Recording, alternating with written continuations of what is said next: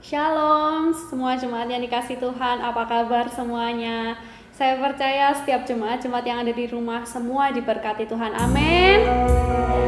Ya, kita sama-sama percaya Tuhan adalah gembala kita yang sangat baik dan Dia akan menuntun kita di setiap langkah kehidupan kita. Mari kita sama-sama angkat pujian kita. Tuhan, Kau gembala yang sangat baik.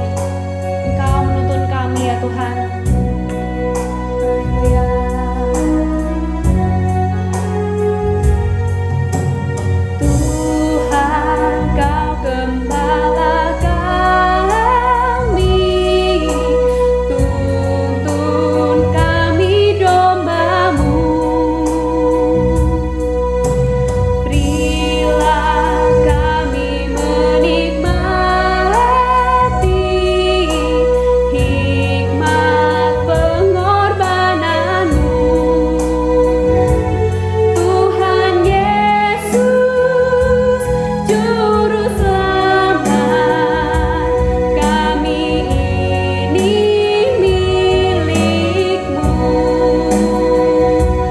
Tuhan Yesus, Juru Selamat, kami ini milik-Mu.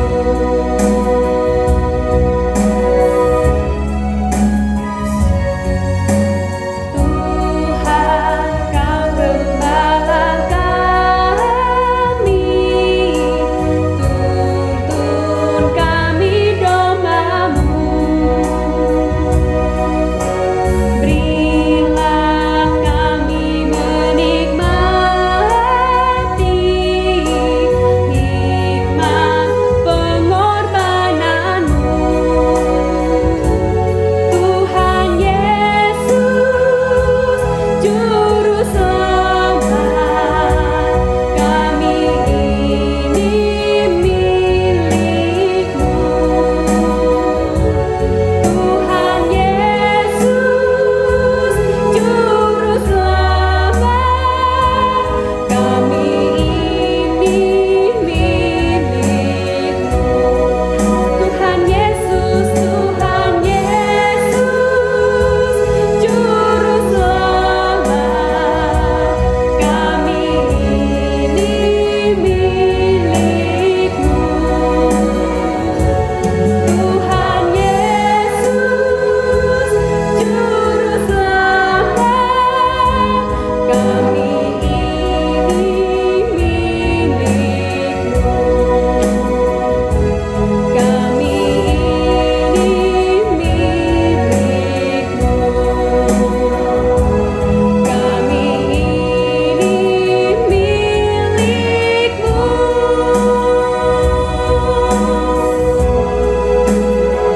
Mari sembah Tuhan. Kami bersyukur Tuhan. Sebab Kau Bapa yang baik, yang menuntun langkah kami di setiap musim hidup kami. Kau selalu ada beserta kami. Terima kasih ya Yesus Tuhan.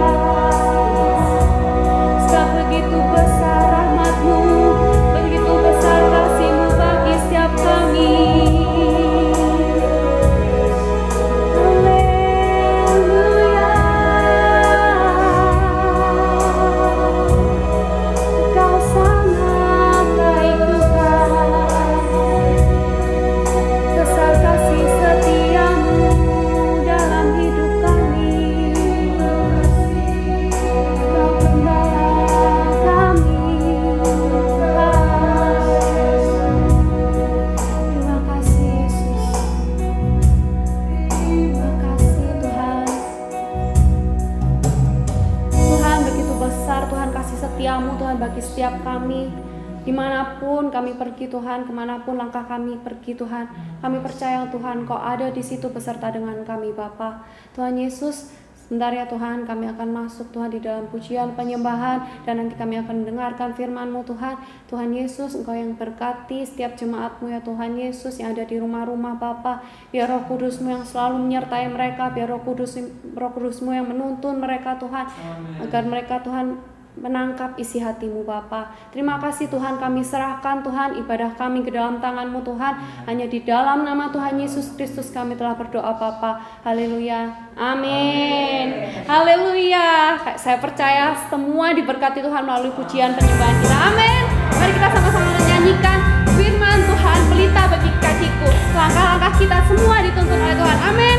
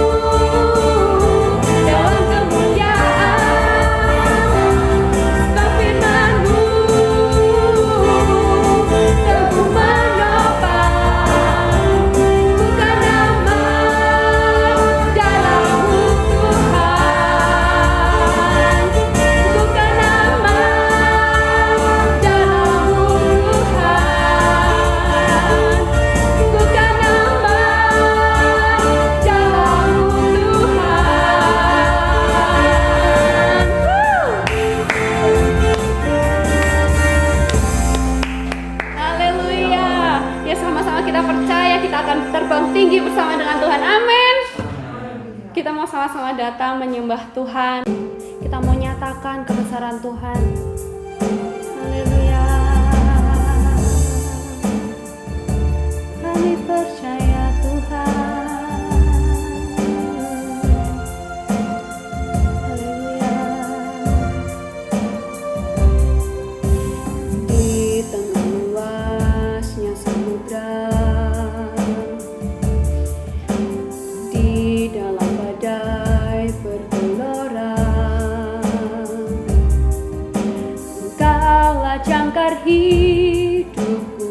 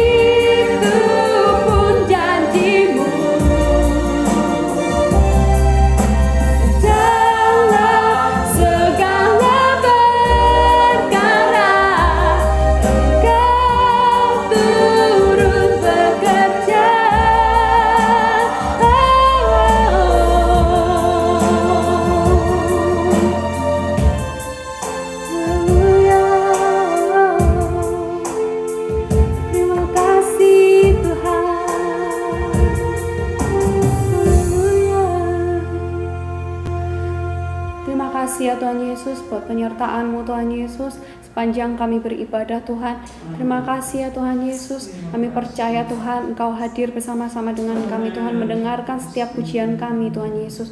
Dan Bapa, sebentar Tuhan kami akan mendengarkan sebagian dari firman-Mu Tuhan Yesus. Bapa, Engkau yang berkati lidah bibir hamba-Mu Tuhan, agar setiap yang disampaikan Tuhan Yesus, semua Tuhan berasal dari Engkau Tuhan Yesus. Engkau tolong ya Tuhan, singkapkan rahasia firman-Mu kepada setiap kami Tuhan Yesus, dan berikan kepada kami telinga dan hati seorang murid Tuhan. Dan kami mau duduk diam Tuhan untuk mendengarkan firman-Mu. Kami mau sediakan ya Tuhan tanah hati kami yang paling subur ya Tuhan Yesus. Terima kasih ya Bapa, terima kasih. Kami sungguh mengucap syukur Tuhan punya Bapa seperti Engkau Tuhan. Terima kasih Bapa, hanya di dalam nama Tuhan Yesus Kristus kami telah berdoa Tuhan. Haleluya, amin. Selamat mendengarkan firman Tuhan, Tuhan Yesus memberkati.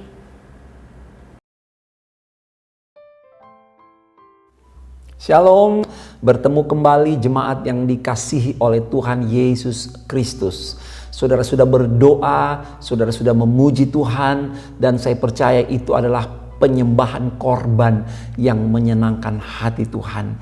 Mari siapkan hati kita dengan tema firman Allah pada malam hari ini, yaitu kuasa di dalam penyembahan. Kuasa di dalam penyembahan. Saudara sekalian, penyembahan adalah sesuatu yang dilakukan manusia yang ditujukan kepada kekuatan yang lebih tinggi yang berada di luar manusia itu. Penyembahan adalah tindakan bakti yang diberikan oleh manusia dan ditujukan kepada Tuhan Sang Pencipta dari mana manusia berasal dan diciptakan. Saudara sekalian, mari kita membaca ayat kita di dalam Lukas 4 ayat yang ke-8. Berkata demikian, tetapi Yesus berkata kepadanya, ada tertulis, engkau harus menyembah Tuhan Allahmu, dan hanya kepada Dia sajalah engkau berbakti. Di dalam terjemahan lama dikatakan seperti ini. Maka jawab Yesus serta berkata kepadanya, adalah tersurat bahwa wajiblah engkau sujud menyembah Allah Tuhanmu dan beribadat hanya kepadanya saja. Saudara sekalian, Bapak Ibu jemaat yang diberkati oleh Tuhan, esensi dari penyembahan adalah perjumpaan antara roh Allah dengan roh manusia. Karena itu, penyembahan tidak dibatasi oleh ruang dan waktu. Penyembahan adalah korban yang diberikan oleh manusia kepada Allah. Saudara sekalian, mari kita melihat mengenai penyembahan ini. Di dalam Alkitab, kata penyembahan pertama kali muncul di dalam Alkitab dalam Kejadian 22 ayat 5. Kata Abraham kepada kedua bujangnya itu, tinggallah kamu di sini dengan keledai ini. Aku beserta anak ini akan pergi ke sana. Kami akan sembahyang. Sesudah itu kami kembali kepadamu. Saudara sekalian, ini yang dikerjakan oleh Abraham, bapa orang beriman. Abraham berdoa, Abraham bersembahyang, Abraham menyembah Tuhan. Setelah Abraham dipanggil keluar dari negeri bapaknya, dari seorang penyembah berhala, maka Abraham dipanggil dan Abraham memberi dirinya menjadi seorang penyembah Allah. Dan malam hari ini kita akan melihat mengenai penyembahan itu, bahwa ada kuasa di dalam penyembahan. Mengapa ada kuasa di dalam penyembahan? Karena yang pertama, penyembahan adalah ide yang datang dari Tuhan. Ide penyembahan itu datang dari Tuhan. Saya mengajak kita membuka Ulangan 6 ayat yang ke-13. Firman Allah berkata, engkau harus takut akan Tuhan Allahmu. Kepada Dia haruslah engkau beribadah. Ini peraturan, ini hukum Tuhan. Ini keluar dari hati Tuhan. Bahwa Tuhan mau agar kita beribadah kepada Tuhan.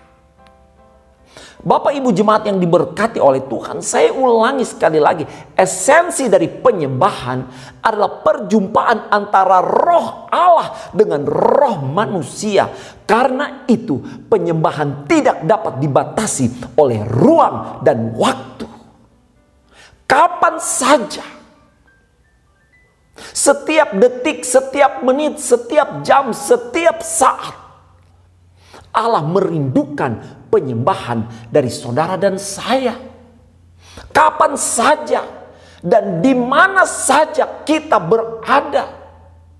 Kita tidak harus berdoa menyembah hanya dalam gereja. Kita tidak hanya bisa berdoa menyembah di dalam rumah. Tetapi ketika saudara ada dalam kendaraan, saudara sedang berjalan, saudara sedang berada dimanapun, dan kemudian saudara ingin menyembah, memanggil nama Tuhan, saudara bisa lakukan itu. Ide penyembahan datang dari Tuhan. Artinya Tuhan melihat adakah penyembahan yang dinaikkan dari muka bumi ini.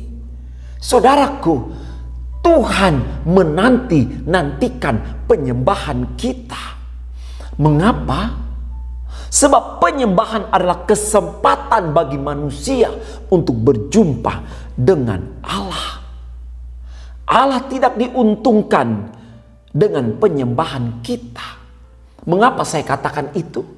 Sebab tanpa kita menaikkan penyembahan kepada Allah, Dia tetap Allah yang mulia. Dia tetap satu-satunya Allah yang agung. Saudara jangan berpikir bahwa ketika kita tidak menyembah Allah, maka kealahannya akan berkurang atau bahkan dia batal menjadi Allah. Itu salah, itu keliru saudaraku. Penyembahan diperintahkan Allah untuk dilakukan oleh saudara dan saya, untuk dilakukan oleh manusia. Mengapa? Karena Allah memerintahkan penyembahan itu. Allah memberi kesempatan bagi manusia yang telah terpisah dengan Allah oleh karena dosa-dosanya. Maka manusia diberi kesempatan untuk berjumpa dengan Allah lewat penyembahan, lewat peribadatan kepada Tuhan. Bapak Ibu jemaat yang dikasihi oleh Tuhan, dosa memisahkan manusia dengan Allah. Kita dipisahkan dengan Allah dalam semua dimensi, baik dimensi ruang, dimensi waktu. Namun ketika manusia mulai menyembah Tuhan, maka keduanya disatukan dan bertemu. Saudaraku, sorga dan bumi bertemu di dalam penyembahan. Kekasih-kekasih Tuhan. Itu sebabnya Yesus berkata di dalam Matius 18 ayat 20, di mana 2-3 orang berkumpul di dalam namaku, maka aku ada di situ. Aku hadir di tengah-tengah mereka. Saudara perlu Tuhan? Mari mulai menyembah Yesus. Bapak Ibu jemaat, kadang keluarga kita kehilangan penyembahan karena kita sibuk. Masing-masing sibuk, anak-anak sibuk belajar.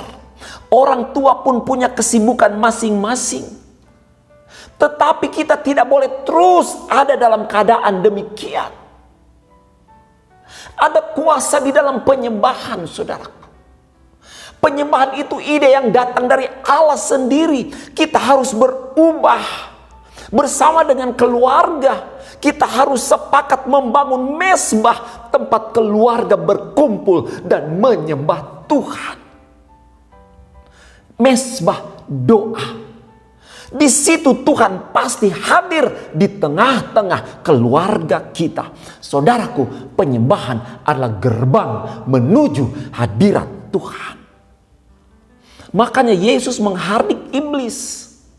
Di ayat yang sudah kita baca tadi, Dia berkata, "Enyahlah iblis, sebab ada tertulis, engkau harus menyembah Tuhan Allahmu, dan hanya kepada Dia sajalah engkau berbakti. Bapak Ibu Saudara sekalian, di dalam Keluaran 20 ayat yang ke-24, dengar baik-baik. Firman Allah berkata, kau buatlah bagiku mezbah dari tanah, dan persembahkanlah di atasnya korban bakaranmu dan korban keselamatanmu, kambing dombamu dan lembu sapimu, pada setiap tempat yang kutentukan menjadi tempat peringatan bagi namaku. Aku akan datang kepadamu dan memberkati engkau.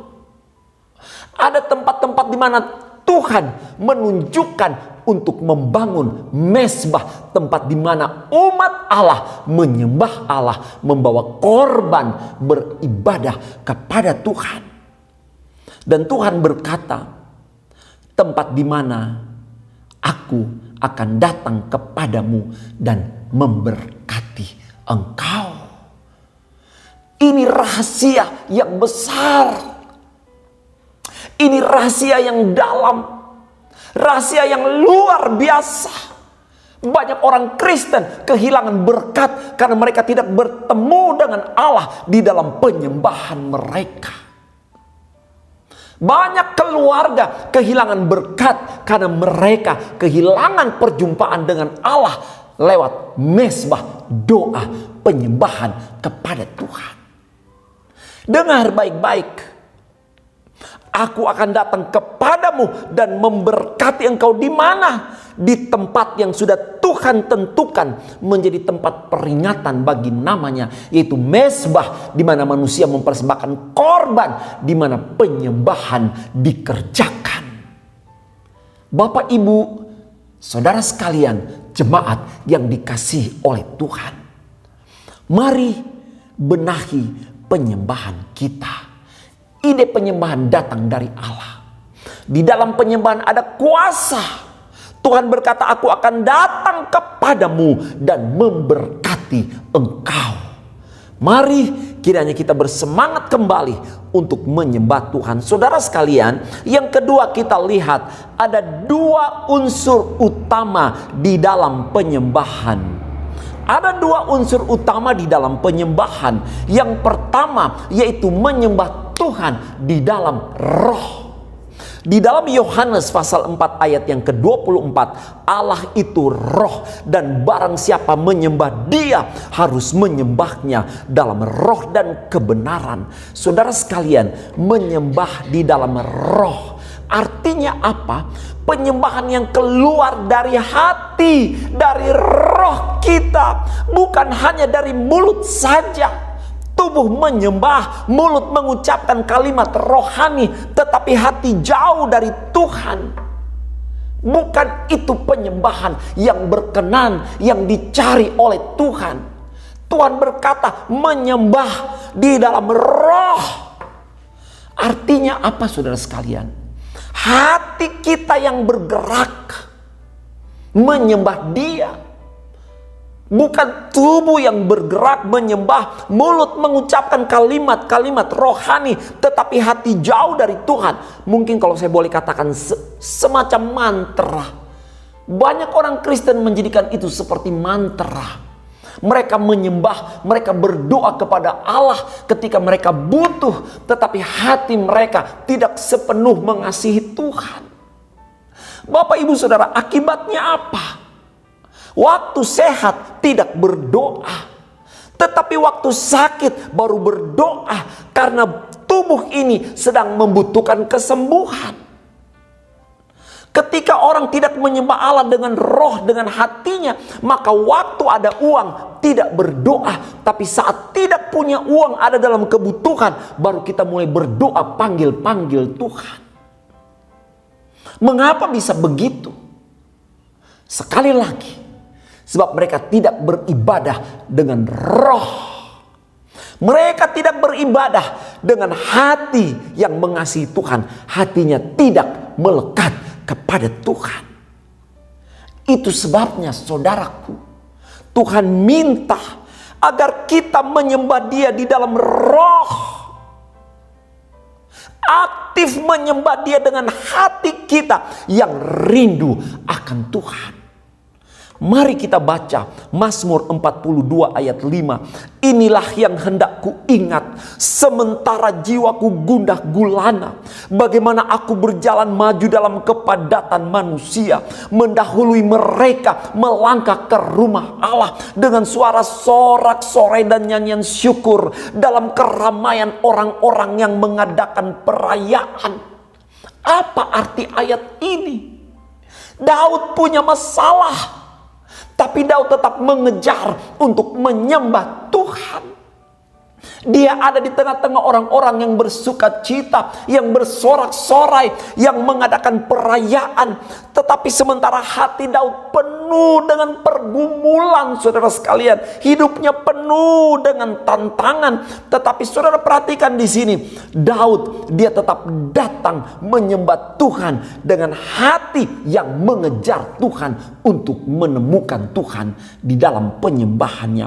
Saudara sekalian, orang yang menyembah di dalam roh, seorang yang menyembah kepada Tuhan tidak akan dipengaruhi oleh apapun juga keadaan yang ada di luar dia.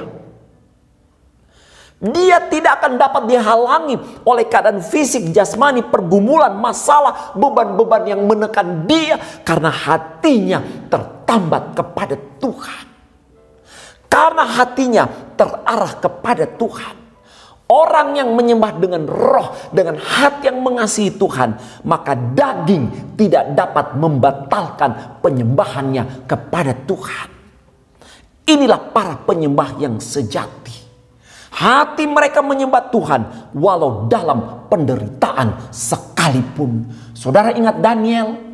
Di dalam Daniel 6 ayat 11. Demi didengar Daniel, surat perintah itu telah dibuat. Pergilah ia ke rumahnya, dalam kamar atasnya ada tingkap-tingkap yang terbuka kayak ke arah Yerusalem.